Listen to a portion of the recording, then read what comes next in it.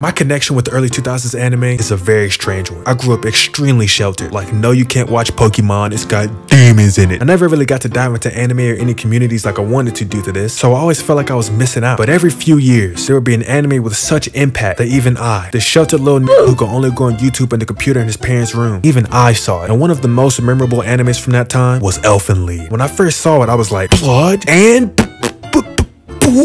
Holy fuck! I didn't really know what to expect watching an anime from 2004, but episode 1 immediately showed me. Just go out and cap her, huh? Mr. Bando? Stupid bitch. He's perfect. Hey, yo. This was gonna be a wild ride. I went into watching L-fen Lied not taking it seriously at all. I figured it'd be another early 2000s edgelord come tribute, but once I finished the anime, I realized that's exactly what it is. Holy f***, this show stinks. Let's take the most generic guy in all of reality and make him the main character. You know what? He's still too boring. What if we made him have an incest relationship with his cousin? Yeah.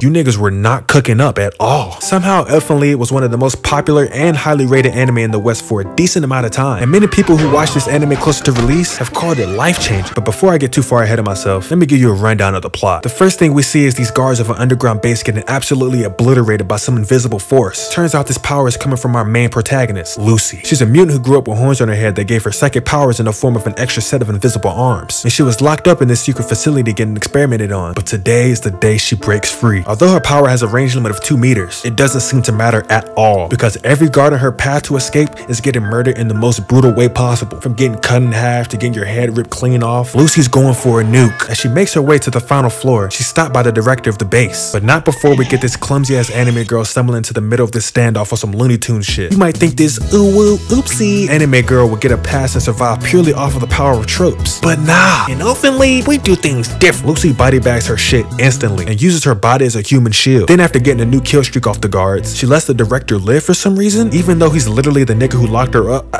Whatever, we'll get to that later. Lucy finally makes it outside, but she forgot about the campers on this map. Brody is posted up on the top floor and snipes her with a 50 cal to the dome piece, which somehow doesn't kill her, but it does something to her brain and gives her amnesia, aka an easy plot device. We then cut to beautiful springtime Japan, where we see these 2 cousins reunite after 8 years. Kota and Yuka were extremely close when they were younger, maybe too close. Turns out these 2 are going to the same college now, and they head down to the beach to reminisce. But when they arrive, Lucy spawns in right in front of them from the ocean. And just like any same human would react to seeing a naked lady who can't even speak come out from the ocean, they decide, yeah, let's take her back to the crib.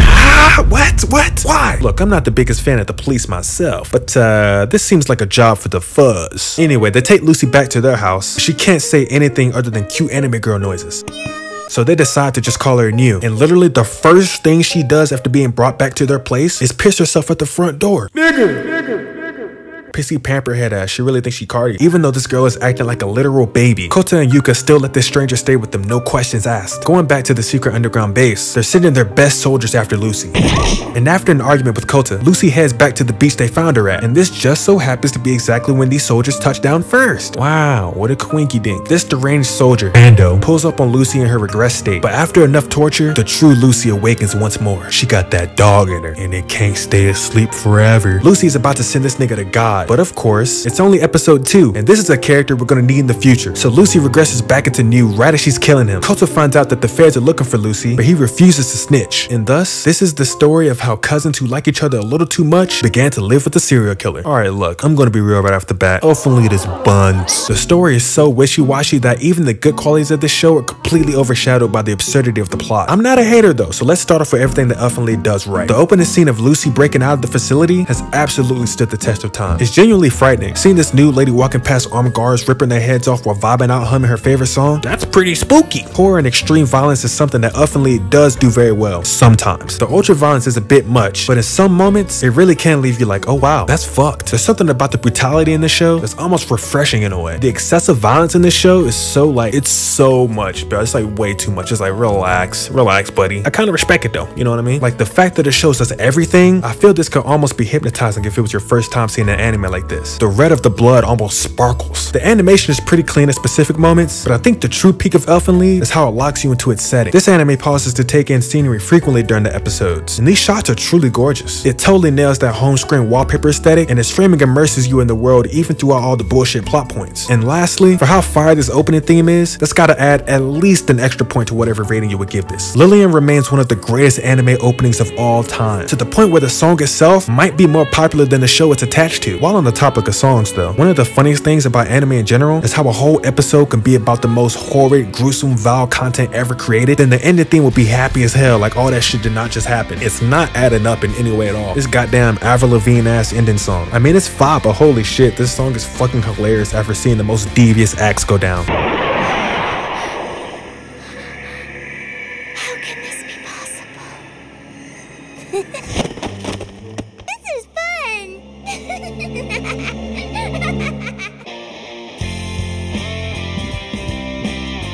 Although most of this anime is ass, the one thing it certainly does right is Lucy. Lucy is 100% the best thing about L-fen Lied, but sadly, she's not even in the anime most of the time. Lucy is only able to come out when her amnesiac alter ego New is either asleep or overpowered. But damn, it fucking sucks because Lucy really is a very compelling character. The moments L-fen Lied shows off her backstory of being bullied at her orphanage really is heartbreaking. Over the top, yes, but watching the path she took due to all her trauma is captivating. Watching her dog get murdered in front of her, seeing her best friend get shot because of her, she has all the makings for a great tragic character. Seeing her go from house to house, killing families and becoming a full-blown serial killer, like that's fire, honestly. She has her tweaky Joker moments of her little kid brain versus the fact that she's killing people too, which is a very interesting concept that I wish got developed more. A child's ideal of morality versus the fucked up situation they're in, like man, it's so good because you're sad for her and understand how she got to that point, but you know, also it's like, hey, you're not allowed to kill people. Lin Okamoto, the author of L-fen Lied, created a situation where he had a great character with loads of potential, but he fucking fumbled it, bro. He had an amazing character in Lucy, but for some reason, he decided to stifle her development and said, actually, I'm gonna make this generic ancestral couple the main characters instead. What? You're tweaking, brother. L-fen Lied is a very fascinating series. To some people, this anime is a masterpiece among masterpieces. But to me, this show is so bad that it's good. L-fen Lied is just accidentally funny as fuck. For example, the soldier who went after Lucy got fucked up bad. He's in recovery asking about what she is and how she has his power. Then the director proceeds to explain how she's a mutant and pulls up these x-rays. But like, this nigga is blind. He cannot see that shit. You already know the information, so you didn't need to see that. So, what, is that for me? Or in episode 4, Kota's cousin is mad because he doesn't see her in a sexual way. Gulp. And when he tries to console her, she just lays this nigga out. What is your problem? Why is her hook so fucking mean? She literally just slumped this nigga, man. If you don't take your strong ass to the UFC, what the fuck? What in the Alabama's going on between Kota and Yuka? Do you think about touching my breasts too? Huh? I beg your pardon. Boy, if you don't get your freaky deaky ass on, horny ass fella. There's so many moments in this show that just confuse me. Like, why did that have to be his cousin? Like, you could have the same exact plot, but just make that like a fucking childhood friend or some shit like that. Why they gotta be related though? Bro, there's nothing I hate more than when a story has bullshit coincidences for the sake of plot. And that is exactly what L-fen Lied thrives at the most. Dumbass scenarios that make no fucking sense and only serve as a method to advance the story. In episode 5, Kota and Yuka just so happen to have an evil genius professor in one of their college classes. And he just so happens to be the son of the leader of the organization that's looking for Lucy. And Kota and Yuka just so happen to decide that it would be a good idea to bring Lucy to class with them, even though she can barely say any other words than you. Are you bloody stupid? And at this point, Kota has lied to the cops multiple times when they ask him about Lucy. You know the streets is hot, man. Come on, you know you can't be moving like this. Even the professor is stunned, like, y'all really just walked in that bed like this with the fucking fugitive? What the, oh sure. Anyway, fast forward and the professor is like, yeah, that's my niece or some shit. I'm gonna, you know what I'm saying? You just give her to me. I'll take over from here. Y'all can just go ahead and fuck off. And Kota's like, I bet. Well, nigga, can we get some plot consistency, please? Bro ain't do no background check or nothing. Just handed her off. Nigga ain't get no papers, no IDs, just a complete lack of knowledge. Lucy is literally screaming for Kota to come back. He just walks off like, bro. Then once they get home, this literal child is like, I don't know, that nigga might be cat. Oops. They gave Lucy up because he threatened to call the cops and called them kidnappers, which is like, okay, people make bad decisions during tough situations, but y'all ain't think to even try to make sure this nigga isn't also a kidnapper? And like this whole time, we fucking see that Kota and Yuka are always in some business villains that they're not supposed to be. Niggas is nosy as hell. They literally adopt 3 girls, bro. 3 girls. They just take them to their crib, just like, yeah, you could just chill here. But at this one particular moment, he's like, nah, fuck that. Fuck that. And like I said, he threatened with the kidnapping thing, but it's not like this nigga ain't been beefing with the feds this whole series. Like, this nigga don't give a fuck about the cops, bro. And these are just some of the many examples of Olympic level gymnastics L-fen Lied pulls off so the story doesn't end immediately. I haven't even talked about how every time Lucy's real personality is about to be exposed, somehow, some way, she always reverts back to new, right in the nick of time. You would think she has control of the transformation like Goku or some shit, bro, with how convenient it is. Like, it's literally perfect timing. And like I said earlier, characters' actions throughout the stories are so ass backwards for the sake of plot, it's hilarious. Spoiler alert for L-fen Lied, you shouldn't care, but if you do, you've been warned. So it turns out Koda met Lucy when they were kids for like a week, but at this point, she was already a serial killer. Koda doesn't know any of that, of course, until she murders his sister and father right in front of him. Fast forward 8 years, Koda finally pieces together that Lucy was the murderer, but he still has the hots for her? You're telling me this nigga's lust for a girl who acts like a baby and can't even talk is more powerful than his rage for the nigga who killed his family? This nigga is down cataclysmic. The only play Koda gets in his life are his cousin and the girl who bodied his family. That's crazy. And I didn't even mention that in the manga, he has a child with Yuka. Yes, Yuka, aka his cousin.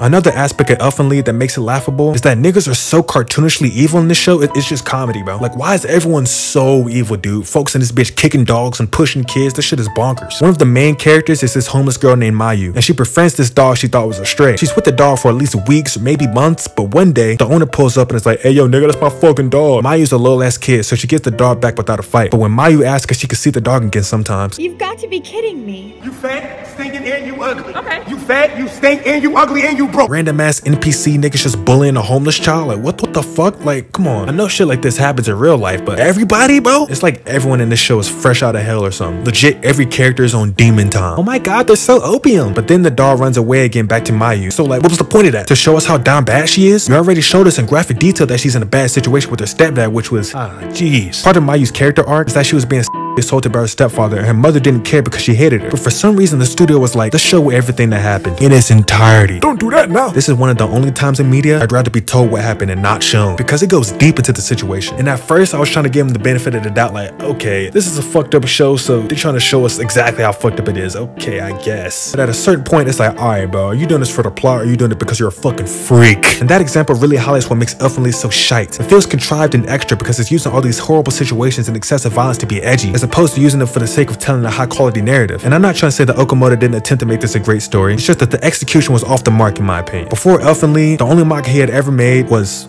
L-fen Lied, which is a different story with the same name. Look, don't worry. Like, you can't have the sad backstory of a character be about how she was getting touched without consent, and then 10 minutes later have wacky anime fan service with the character getting touched without consent. It don't work like that, my boy.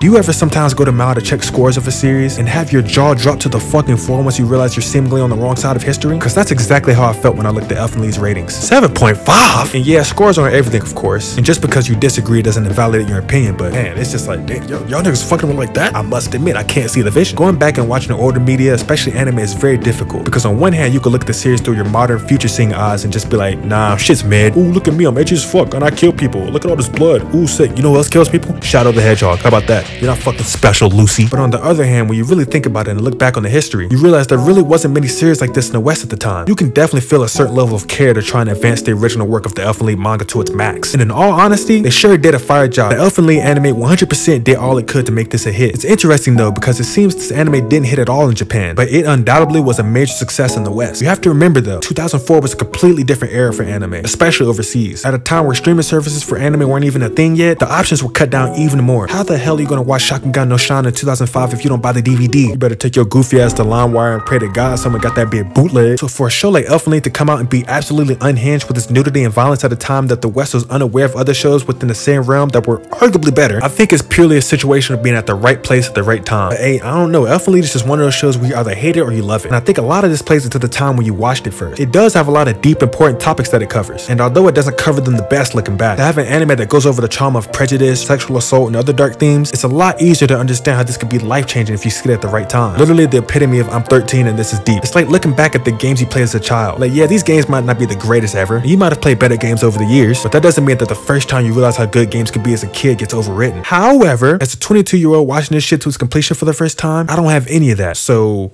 Yeah, this shit fucking sucks. But that's just my opinion. I'd love to hear y'all thoughts on L-fen Lied, especially if you watched this back in the day or like around the time of its original release or whatever. Let me know how you feeling. Am I bogus? Am I tweaking? You know, let me know. I definitely want to go back and look at some older anime that were popular at the time, but have faded away in popularity today. So if y'all have any suggestions, I'd love to hear that too. But yeah, if you made it this far, I appreciate it. You know what I'm saying? I fuck with y'all. It means a lot. You know what I'm saying? There's people that watch the videos all the way through. You know what I'm saying? I fuck with y'all heavily. You know what I'm saying? Y'all real as hell for that. I fuck with y'all the long way. But yeah, man, until next time, you know what I'm saying? You know we always cooking up. Yeah, have a blessed day and deuces.